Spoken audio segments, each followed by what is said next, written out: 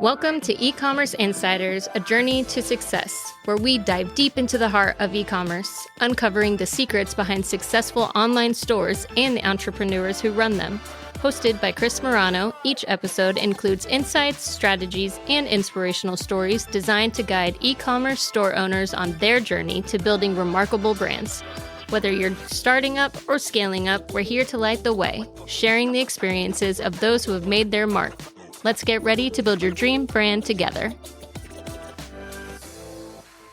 In this episode of E-Commerce Insiders, A Journey to Success, I interview Ken Shenkman of Bulk Candy Store, revealing his journey from state fairs to e-commerce success. Ken shares invaluable insights on adapting to the digital market, the importance of differentiation, and leveraging family collaboration. He emphasizes customer trust, personalization, and the strategic approach to multi-channel retailing on platforms like Etsy, Amazon, and Walmart. Ken's story is a masterclass in innovation, resilience, and the power of understanding your niche, offering key takeaways to anyone in the e-commerce space. Hey, Ken, good morning. Thanks for hopping on E-Commerce Insiders. For our listeners, to give you the immediate information, I have known Ken Shenkman for years. We have been working together for a few years, and today I want to focus on his business and on his family and how everything got started and has grown to where it is. So, Ken, thank you very much for hopping on with us this morning. Hey, Chris, thanks for having me on. So basically, our business started years and years ago at state fairs. My brother was selling icy, that like the smoothie or like the Slurpee drink, at state fairs and festivals. Someone talked him into starting a candy business, and he started setting up 2,000 square feet of candy at state fairs and festivals all over the country. And I came on about 10 years later, about 20 years ago, when the web was young, we'll say, and built a website so we could start doing this. We've been to several locations. We finally settled on this place where we are right now. So right now we have a retail store in West Palm Beach. We again sell at fairs and festivals all over the U.S. and supply some of the people who do that. And we have our website, which is bulkcandystore.com.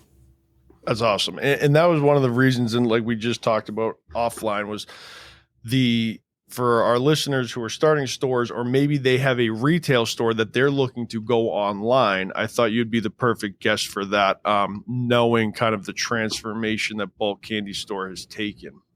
I know it's a family-run business. I know you have your focuses on certain things. How do you guys, knowing the amount of orders you guys are doing every single month, the amount of fairs you guys are doing, and the retail aspect, without getting into the weeds immediately, how are you guys managing those different verticals? And then how do you prioritize the e-commerce side of things? It boils down to two things. The most important part is, as far as you talk about a family business, and the key to any family business, and in particular here, because we do have a number of different areas, is everyone has their own sort of niche. We all cross over and help each other, but for example, my brother pretty much is in charge of the road. He's the one who goes out on the road, and he handles that. When he's in-house, he handles a lot of the store merchandising and decorating and things when he's here. I'm more technical, legal, marketing side, and Mom handles the books and other things like that. So that really helps.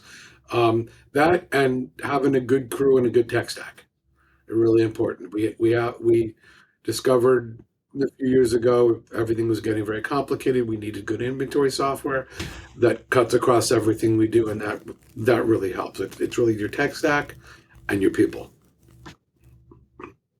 Having come to your retail location, also seeing the back end of the retail location, how has not that you guys manufacture the goods, but how does the fulfillment work for your location to get the number of orders you have going out every month? Obviously, you have a huge warehouse space. So what does the inventory management look like and shipping go from the fulfillment side of the business? Again, a lot of it is is tech and people. We use ShipStation, which we find very helpful. One of the reasons we switched from what we're using before to ShipStation and it has changed our shipping dramatically is they have a scan. They have an option where someone can scan and then they scan the order and then they have to scan the items into the order. It cuts down problems and it cuts down time, and that's been a big help. We have two or three different people who can pack orders. We have people who pull orders. So again, it's just a matter of building a system that works for us or for you, and it really, a lot of it, especially now, has to do with your tech stack and having someone smart in the back to run it too. Yep, understood. So I think that's a perfect segue, knowing that there are issues all the time with growing businesses. We've both experienced them. You and I have experienced them together in certain aspects in marketing. Over the years, especially with the focus being on the e-commerce side of bulkcandystore.com, what have been some of the bigger challenges you've experienced in terms of either scaling or sustaining based on kind of market conditions, maybe? Mm-hmm. It's scaling and sustaining would be the right thing, would be the right words. Those are the two things that we've had probably the biggest challenges with, and that's because the market has changed dramatically since we first launched in '98 or something. Back then, it was, the web was something new; it was unheard of, and you put up stores and you sold stuff. Now you have to worry about it. My first website I built from scratch, wrote the code, modified the code for years to keep it going, and then it just becomes too much. The security hassles and everything else. So you've got to keep up with the code. So software was an issue, and that's changing now a little bit. But I really think the big part is competition, and because when we started out, there was no Amazon, there was no Walmart online, there was no Etsy, and that changed the landscape tremendously. Items that we sell are pretty much commodities, right? And between Amazon and Walmart and the fact that anyone can open on Amazon and anyone can go build their own website with Wix or GoDaddy or Shopify or whatever, a lot more competition is out there now. So that's been a big problem for us because as we add products, we're adding new cool products. So are 17,000 other websites selling the same item. So it's caused us to change the way we do business a little bit. Okay. Now, I don't think we got into it too much. For our listeners, what are you guys selling? We sell, we like to think of ourselves as people who sweeten everybody's day, but we sell primarily candy. Also, we sell a line of snacks. We sell over 70 flavors of popcorn. We have a few products that we make ourselves, like a liquid candy. We sell cashews and other flavored nuts. So we have a variety of things. But if you looked at our catalog right now, 75 to 80% of it is candy. And right now, a very large chunk of that is just regular nostalgic candy and candy favorites, and also a lot of freeze dried, which seems to be the latest trend. Now, speaking from experience, Bulk Candy Store's popcorn is probably the best popcorn, hands down, I've ever tried in my life. So I will make sure to leave a link in the show notes so anybody can go purchase some popcorn from Bulk Candy Store. I appreciate that, and I concur, strangely enough. I mean, it really is. So whenever we get the shipment for some of the things that we do for Ken, it's a good day at the Blue Water office for sure. It's also a day where we get to look at candy and we get to determine when we're scheduling out shoots so that we can finally get to eat it. So with that, I know last year when we were working together through some Google Ads discussions and items, I think you may have had like an eye-opening experience when we pulled some numbers. Why don't we talk a little bit about the importance of understanding margin and lifetime value for people who are maybe at like, I don't know, 50, $10,000, $20,000 a month in revenue, and potentially are like beating their heads because they're like, there's nothing left in my bank account. What's happening right now? Sure. So as you know, what happened with us was we were doing well. and we engaged you guys to do some AdWords for us, and um, the work was great. I don't want to sound, but it's very difficult to, at this point in time, to advertise 2,000 products on Google successfully and get a good return on your investment. And what we decided in concert, actually, through conversations with you and us, we learned that we can't market everything. Even, so we really started to focus on the products that have the best margins and the best profitability for us. And in our case, that turns out to the things that we make, like our popcorn and our cashews and a few other things. So what we are actually going to do is build a separate website devoted just to the things that we do and we do well and we have control over. And that would be the advice that I would give anyone starting off. Don't, we've been doing this. We've been selling candy for 20 years. I've got a 17,000 foot warehouse full of candy. We buy truckloads and whatever, so we can bring in 2,000 different items, and I have a way to support it at the fair and so forth. But as far as the internet, the real way to go is focus on your niche, focus on what you're doing, the stuff that's going to make you money. Everyone is selling gumballs and candy cigarettes, but not as many people are selling popcorn or freeze-dried candy, although they're getting a lot of them now. But get into your niche where you have more control over the cost of the product, the profit margin, and where you can make changes. I can make a change on what I'm selling, the size of the bag, how many ounces, whatever. I can make that here quickly based on data that I get on sales versus having to buy the bag from someone else and go, okay, do I raise the price another $7 because they just raised theirs? So it's a big difference. Right. Now, when you did that little exercise, and I might be wrong, but were you aligned with the 80% of my revenue comes from 20% of what I sell? Was it close to that? It's close. I don't know if it's exactly 80-20. It's close to there. There are items that we sell just a whole lot of. If you do it by class, so I would say popcorn as a class, like not an individual flavor, but popcorn as a class works. And then there are some individual items we have that do very, very well for us. So it's close to 80-20. The other stuff is kind of fluff that helps bring people in, or, just we have it. So it's there. We need it for the store too. Again, knowing the business in bulkcandystore.com, one thing I wanted to get into was what has your experience been integrating your email marketing into boosting up? I don't want to give away what happens next, but going from a list, I think you had a list of 100,000 people, and I know you guys are now utilizing your email marketing. How has that affected the overall kind of digital aspect or the e-commerce side of your business on a monthly basis?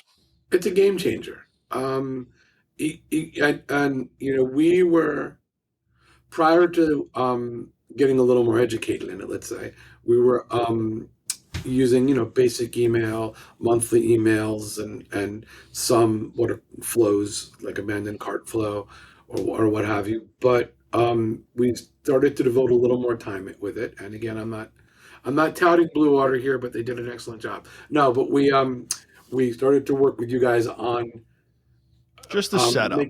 The setup. Right. You guys helped us build a framework and a theme. You guys took it from here. We took it from there. Yeah. And email accounts for some months between 20 and 30% of our revenue. And that's really it's a game changer.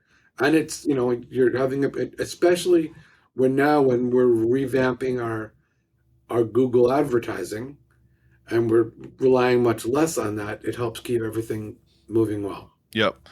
Yeah, I mean, that's one of the things that I keep seeing, and people continue to say, like, email or SMS or both should account for 30% of revenue. And that initially it sounds like a huge number, but understanding, if there's a small list, of course, that's going to be super challenging. But you guys with 20 years of contacts being built into a list.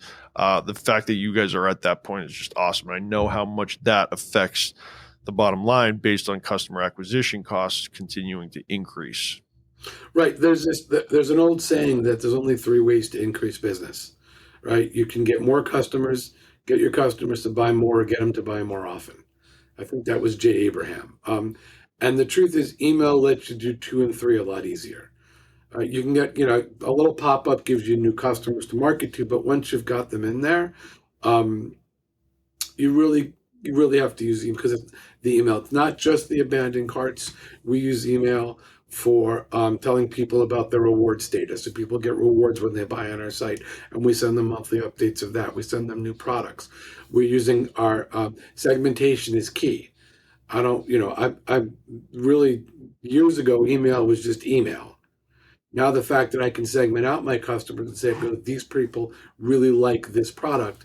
A perfect example, there's a product that we sell. It's a coffee product that is very popular. And the manufacturer stopped making it for a while. So we had the last, 10 cases we had. I was able to segment out everyone who had bought that product in the past with a notice that said, hey, they stopped making it. We don't know when it's coming back. We have our last X number of cases. We sold out. We did an email just to those people and sold out in a day and a half. Amazing. So the key to that, it's a very powerful tool. Yeah, I think that's one of the things that people kind of miss out on is being able to segment those out. Yes. Do you have any tips or suggestions on how to take, not technical on a step-by-step basis, but how to look at the contacts or the data in your email platform to start to break those apart to be more segmented and custom to those different people? I've tried a couple of different ways. Some of them work, some of them don't. I think it boils down to knowing what your niches are. So in our case, outside of those special products like the coffee one I mentioned, you would base it on, I think, people who like nostalgic candy or big buyers. Another, one is, do I have frequent buyers? Do I have big buyers? You want to present your big frequent buyers, your VIP customers with different offers, and those are really good segments to work with. That's probably it. We do it by product. We look at it by sort of frequency of purchase and are you a big buyer or not. And then we also occasionally do things based on location. So if we have a fair coming up in a location, we will advertise that. Or if we have an event in our retail store, we'll segment out people who live in the area so we can advertise directly to them. Okay, awesome.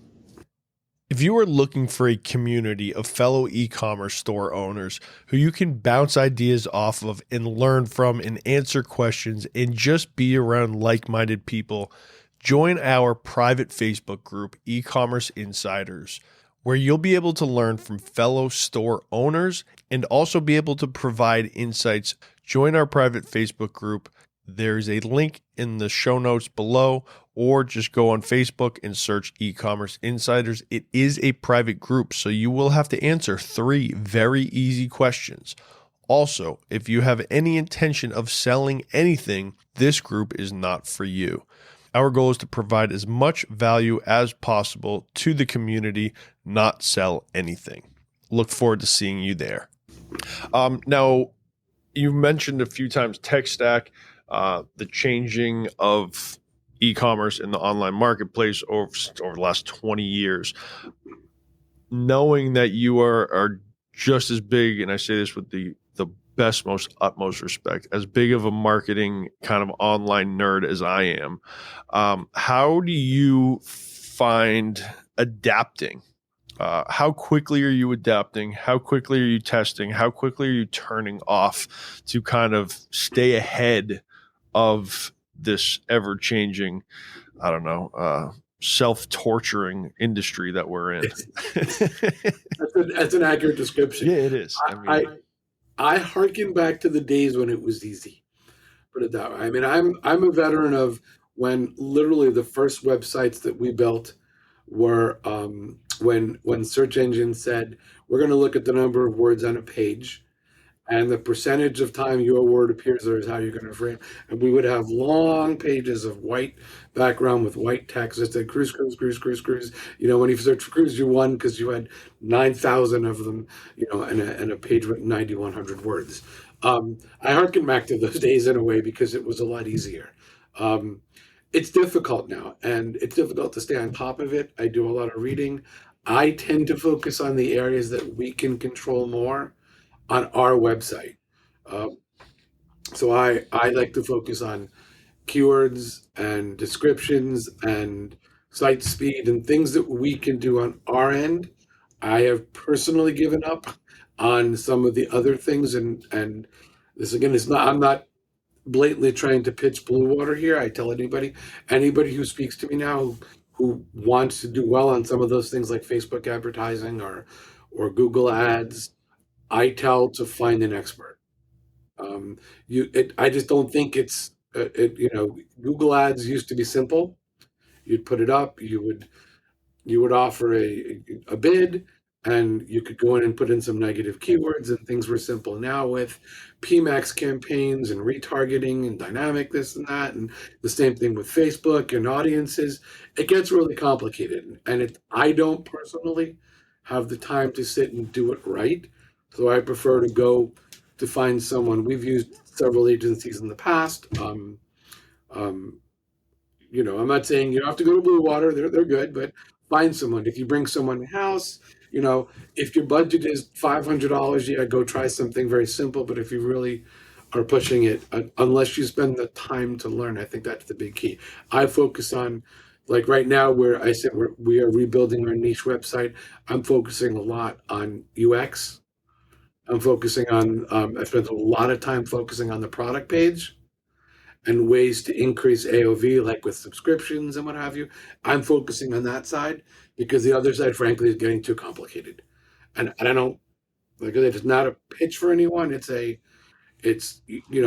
are lots. It's a warning. What's that? It's a warning. It's a warning. Yeah. You can blow five.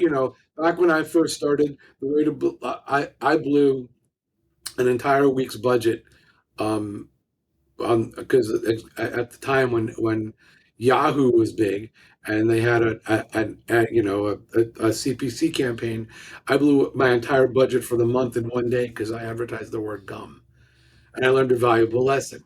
Now it's even easier. It's easier to blow it because you got all the different campaigns. When I hear people talk about performance max campaigns, and I don't even. Yes, I understand and I look at it, but when you get to the point where you want to do significant advertising, I believe either get an in-house expert, find it, or find either an agency or an outside consultant or someone, because I think that's the key. A lot of the on-page stuff, I think people can do themselves. Those are simple, tried and true rules. Your page title, your content, your page speed. Those are things that most people can handle in-house. Even if you're a one-man show and your description makes a world of difference in how Google sees you. But right, and click-through rates. What's that? And click-through rates organically. Exactly. Those are all huge, and those can be controlled in-house, and that's what we spend our time on. The rest of it is just, I think it gets too complicated, to be frank. Now, mind you, Ken is speaking with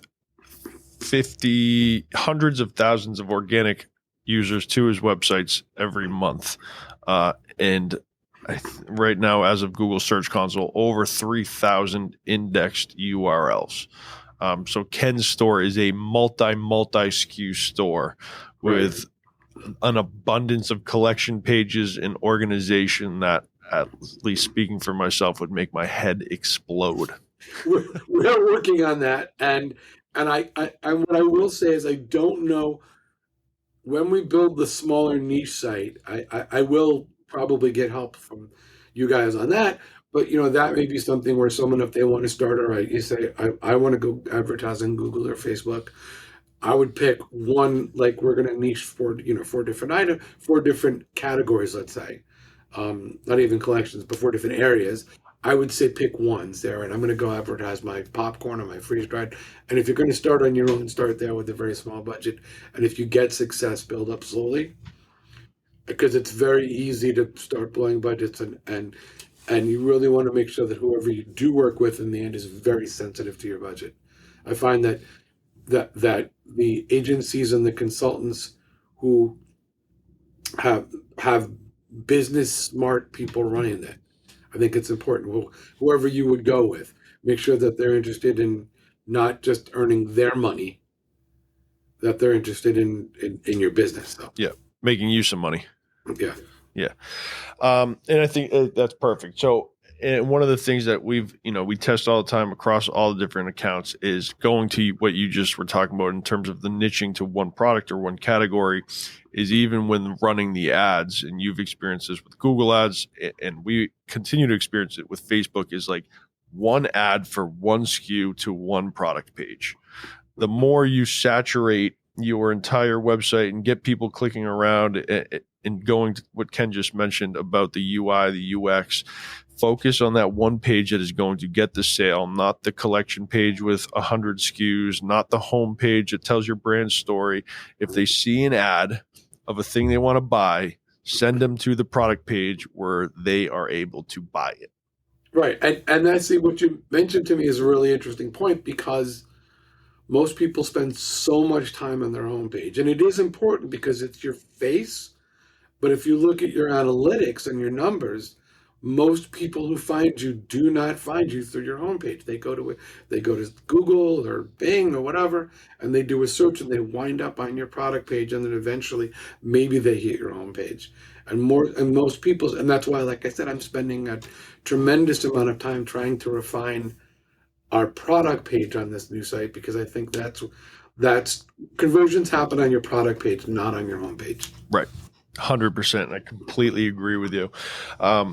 With that, how are you finding, what are some of the elements you're looking at when building these new product pages? So if someone's coming in kind of from scratch, they're still selling, they're at the 5-10K a month mark. They're like, okay, I have something here. Proof of sale exists. But they know their website, their friends are even telling them that it's not that good, which it's not. What are some of the elements that you're looking at when you are putting together these new product pages for that UI, UX, and conversion rate aspect? I'm going to break it down into, I think, 3 areas. All right. One is the look. All right. It's got to look clean, neat. You have to have good images. I mean, images sell. The old adage that picture's worth 1,000 words, whatever. You need good product pictures that sell. That's number one. Number two, I think you need to give them all the information they need in a compact way so they can see it. So right now, I'm going to give you a personal example. On our website right now, in order to see the ingredients or the description, you need to tunnel down to a tabbed area below the fold. So what we're doing is we're putting in a brief little blurb description right on. So you have your image here. Right next to it will be a little blurb description of one or two word, 1 or 2 sentence description. The ingredients will be right there because a lot of people care about that. There'll be a tab, a collapsible tab. You click it open, it has your ingredients. As a little section about, so let's take the popcorn, for example, a little thing that gives you all the information. Our popcorn is cooked in oil, coconut oil, whatever, all the things you need. And then I have the description down below that, highlighting it. And then so that's 2. So one is the look and feel. The other is going to be the information. And the third, and probably most important, is customer trust.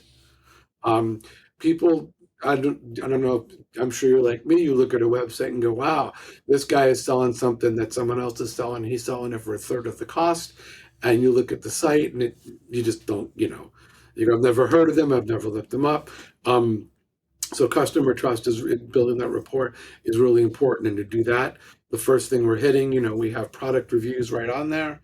We have, and then a little further down, we have reviews for the actual products that people can see them. We're going to be adding things that show that we're real people. Our descriptions are people friendly. They're not mechanical.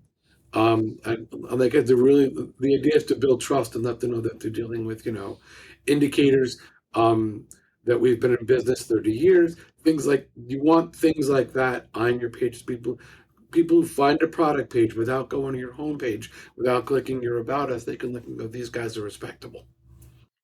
Yeah, I think those are all really good insights.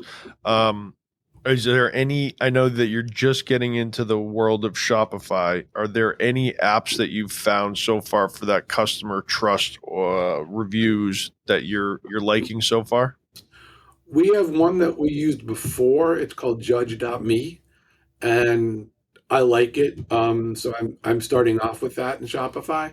We were using it on BigCommerce, and we were in BigCommerce before, and I'm doing this niche site on Shopify to try it out. And we're using Judge.me because it's simple, Yeah. it does the job, and it's inexpensive. And it's one of those things where we were using before on the other platform a much more expensive app that we don't need. It just had too much.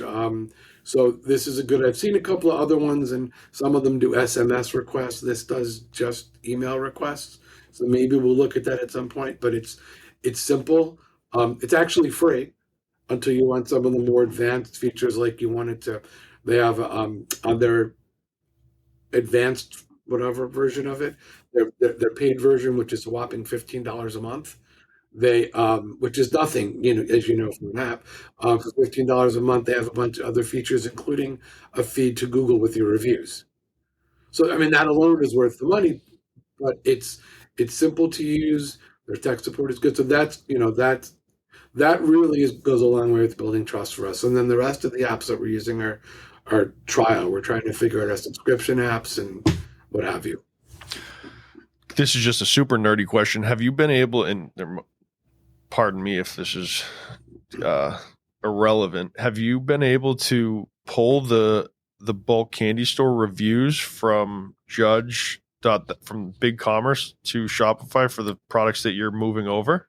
Yes. Actually, it's a little more complicated than that, only because when we moved to Judge Me from what we had before, a lot of our reviews got messed up because the other company, I'm not going to mention any names. The other company didn't code it. They didn't tie the reviews to the product IDs or anything. So a lot of things, when they got brought to Judge Me, I have reviews that don't match the product. I have reviews that should be for product that's no longer. So I actually have they have this nice feature where they can distinguish between imported reviews and new reviews that came from them. Beautiful. So I actually have we imported them originally, and now she's going through the entire import list and fixing all of the reviews, getting them to where they belong. And then we'll be able to take all the reviews we have, filter them out for the items that we're moving over to the new site as well, and I'll be able to import those. So yes, the only difference will be they won't have the verified buyer stamp on it, but all those reviews will be there. Absolutely. That's that awesome. way, when we launch, we have instant credibility. Right. And that's kind of where I was leading to. And like I said, it was just more of a conversational question, because that's great. Love to hear it. So knowing what's going on at the bulk candy store retail location, and you have a PhD next to your name and your email signature, yes. I would like to talk a little bit of research and development, and how you specifically, the scientist himself, it goes about research and development and then taking something to market. Well, we have a couple of different things that we're doing to market. We have a product that we developed. It's a liquid candy that there are other versions out there, but ours is a little bit more unique. So we've gone through several years of developing it. We have a longer game plan for it. For example, we developed a machine that people can put in their store where you can get multiple flavors of it, and that's later down the line. A lot of our research is based on the data we get from our customers. So, and looking at our competitors. So as a simple example, and we have this nice advantage that we have a very busy retail store.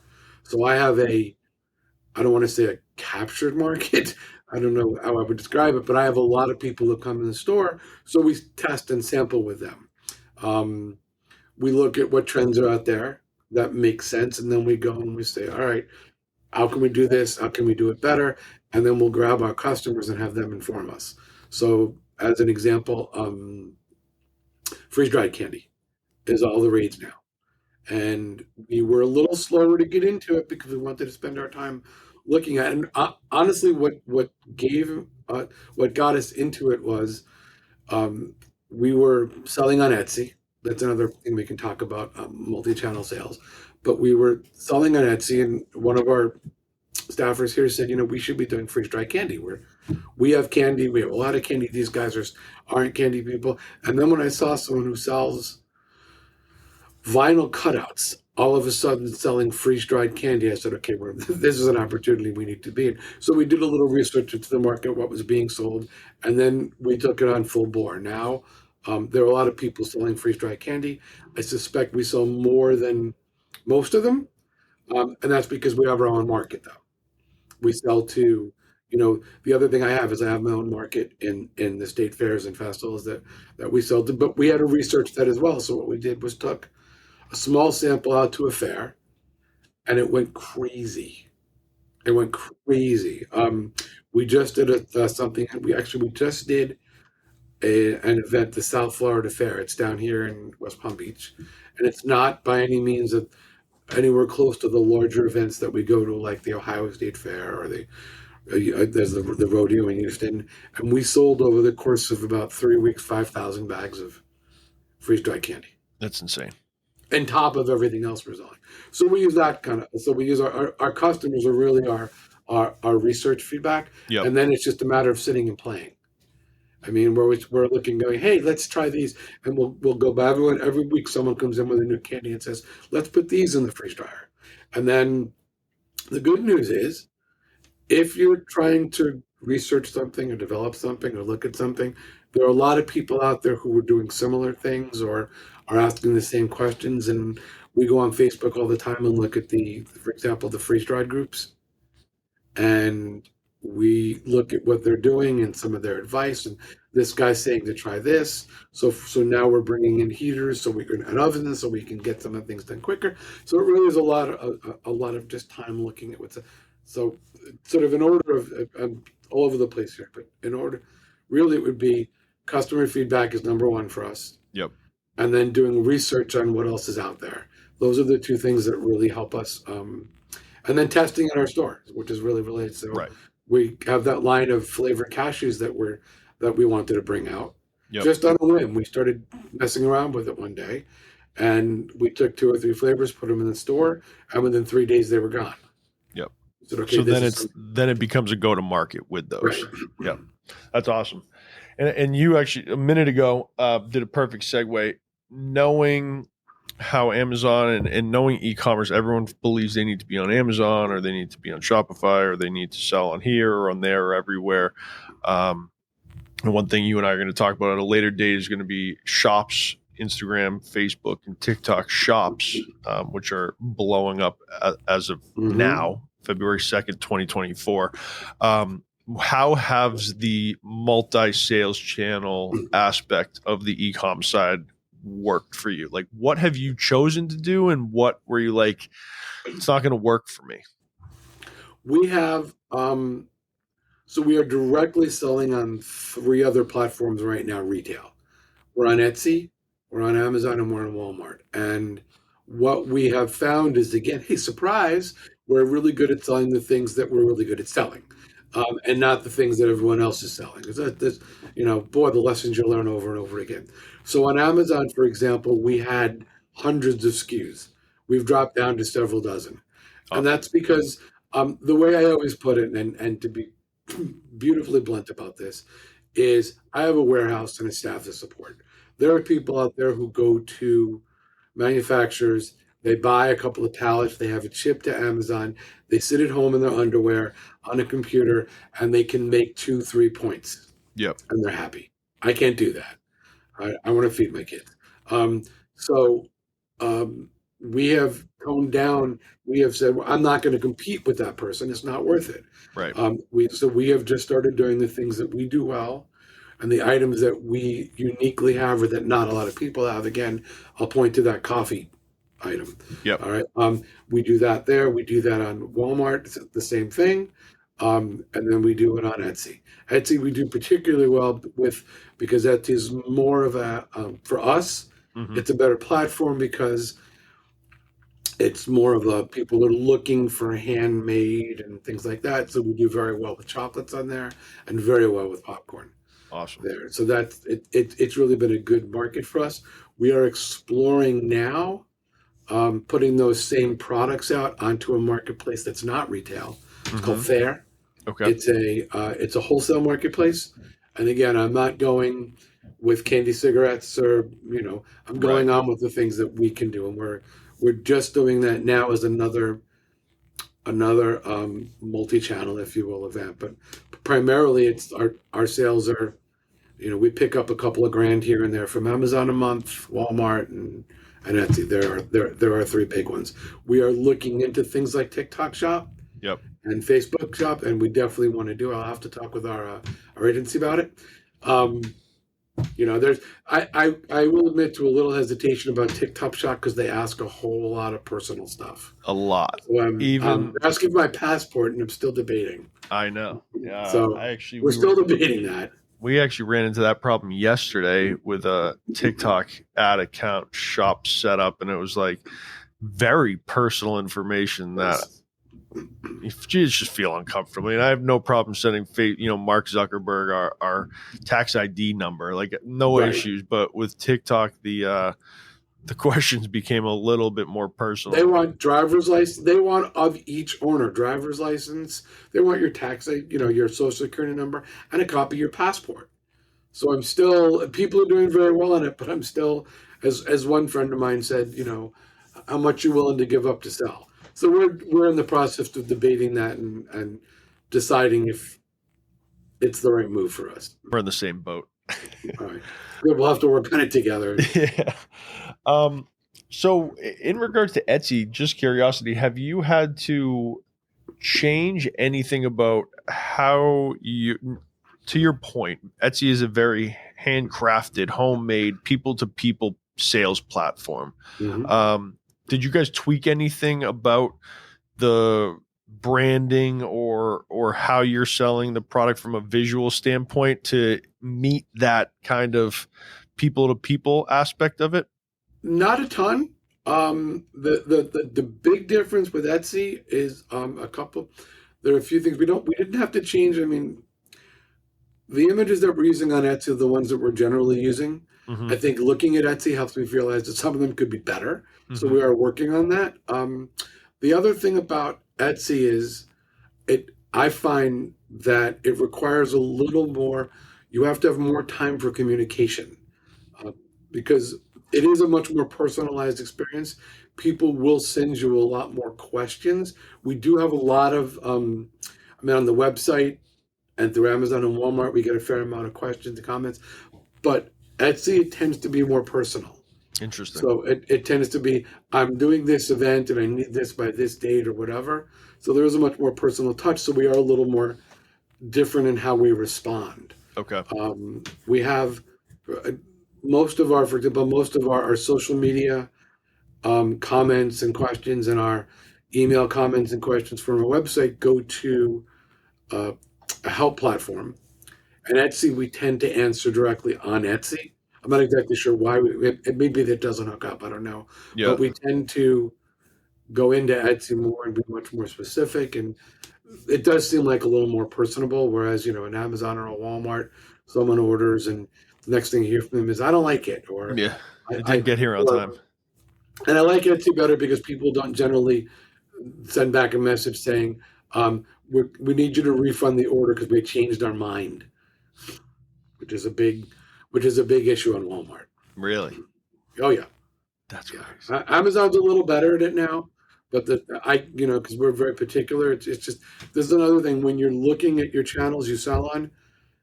You should look at how it relates to your particular item. So we're very clear on Amazon, and we try to be clear in Walmart that you can't. We don't take returns. If the product is wrong, you got the wrong thing. If it's damaged, that's one thing. But just to say you don't like it doesn't work for me because I can't resell that. Right. Once it leaves our hands and it comes back, I can't ethically. If I put it in a box, ship it out to you, and you say, I don't want it, and you ship it back. I can't ethically resell that because I have no idea what you did to that box. Right. And people don't understand that. And they say, well, Publix or the other supermarkets, they take it back. Yeah, they're multi-billion-dollar corporations, and Right. they throw it away. Yeah. Would you want somebody's used chocolate that they're returning? That's exactly right. So we don't know what they're doing.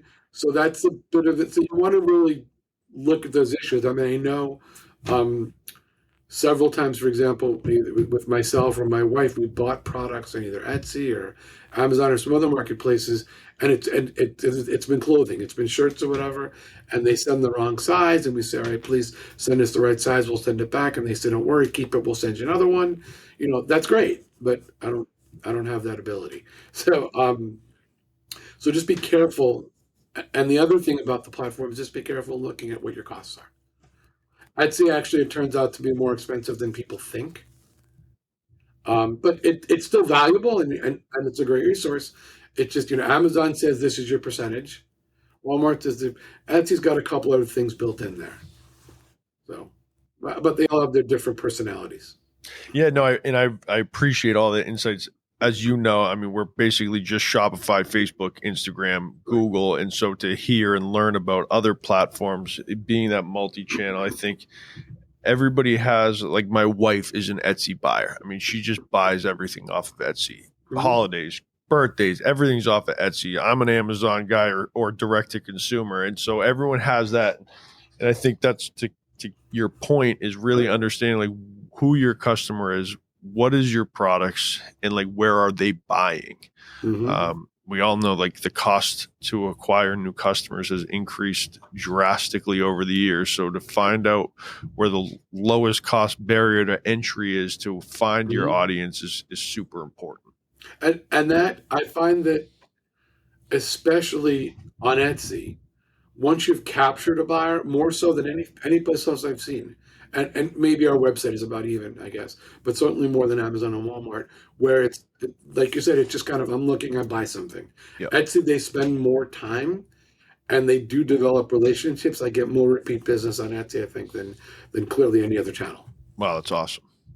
Good information. As we're wrapping up, I got one last question for you, and this is the heavy hitter. What advice would you give to someone who is just starting out with their store? They're getting that, like I said, they're at that 10 to 20K a month mark. What's that advice that you would give them? Don't do it. No. Ken's actually, if you're on YouTube watching this and not listening, Ken is actually a 20-year-old man with multiple grays. Yeah, exactly. Me too.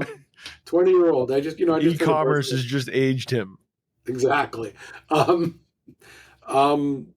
think the biggest thing would be to focus on differentiating yourself. Don't worry so much about carrying every product. I know there are a lot of drop shippers out there who carry the same thing and fighting the same battles. Differentiate yourself. If you're going to build a website, build it around what you do best, and then make your customers understand who you are. Or let your customers know who you are. We focus a lot on the fact that we're a family business. Our descriptions say we're a small family-owned business, whatever. I don't know, small, but we say we're a family-owned business. And we do a lot so people know. I respond to a lot of customer emails with my email personally, so that people know we're talking. We answer the phones, we talk to them. Let people. So really, the two things would be show your uniqueness and let your customers get to know who you are. That's probably the biggest to keep your business. I mean, to grow your business, unfortunately, it's difficult now, right? To just get out there. You can't just drop a page on Google and become number one. I mean, it's almost impossible. We have a lot of top rankings, but we've been doing this for 20 years. So it's really hard. You have to learn, you have to get in the trenches and do a little bit of SEO. And get that going. And if you really want to make it, you do have to find someone, and it's not a sales pitch again for you guys, I don't want to say that. You really do need to find someone to help you market, either through social media or through Google or Facebook or whatever. You can do it yourself, but you're going to get to the point where you're going to most likely need either in-house help or out help. Yep. but it all goes to waste if you're not a genuine. People care a lot about you being a genuine who you are site. So the first and most important thing is establish your identity. Who are you? Why should I buy from you? Yep. Right. So for example, let me give a quick. Yeah. Our new site, it's called Funfair Treats. And it's really based on the fact that we're out in the fairs, we've done things, and it's the things that we know from working with people directly, these are the things they want. Yep. And I can make that case to people. I can say, look, we developed these recipes and whatever else through people in the fair, and it gives a little credibility to it. Yep. Not, hi, I'm Bob. I go to the jobbers online and I buy a bunch of stuff and I put it I put it out here. Right. That's different from we're in here, we're making it, we show you how we make it. Credibility, uniqueness, or really staying in your niche are probably the most important things to build your business, but then to grow it, you need to, unfortunately, it's not like it used to be, you need to unfortunately use, those tools, either social media marketing or Google ads, Bing ads, Facebook, whatever. You need to use those things. Yep. And I mean, if you are the ad expert and maybe you're not the branding expert, like wherever you're lacking in your expertise, that's where you need to bring the help in. It Exactly. might not, so I couldn't design a good looking bottle to save my life. So I bring in a designer. So I think I can speak for Ken and myself in our businesses, trying to do everything. You accomplish nothing. You can't. It took us a while to learn that in some cases. Me too. You hairs. can't do it all. You either need to bring in people to do it, yep, or you need to find someone else outsourced to do it. You just can't do it all. Yep. Absolutely not. So as we wrap up, what is on the horizon for bulkcandystore.com, funfairtreats.com, the fairs? What is the goals for you guys in the coming months, years? Our time frame irrelevant. Yeah, our goals are pretty simple. We're given the challenging landscape online, our goal is again to focus on us, on what we can do. We're putting a lot more effort into our store, our retail store, because our retail store is very unique. It's unique in the fact that you don't know it's there. It's a big purple and yellow warehouse, literally on a lot in the middle of nowhere. Yeah.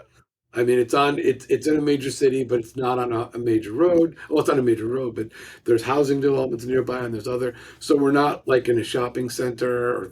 So we're going to be spending a lot more time marketing to people who don't know what we are. I personally, it's weird to me because they drive by and there's a sign out front with a bunch of candy and a 15-foot lollipop. But a lot of people say, look, I drive by, I didn't know I could go in. Right. We made a huge advancement just recently by putting up a big banner that says open to the public.